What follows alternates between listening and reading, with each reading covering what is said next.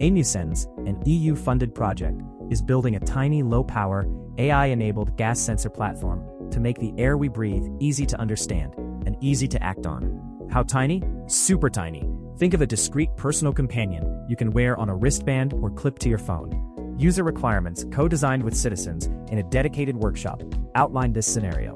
As you move through your day, home, commute, office, or gym, it tracks your exposure in each microenvironment and over time. A color-coded alert will keep you informed about the air quality.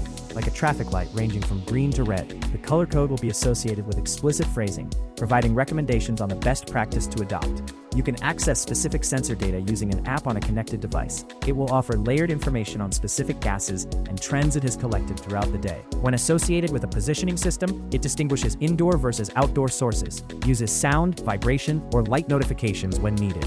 Imagine a future where everyone's tuned into the air they breathe, making smarter choices and healthier routines part of everyday life.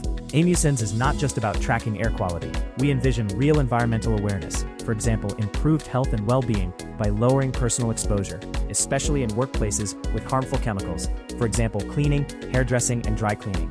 Every step in our research brings us closer to a world where understanding and improving your environment is second nature.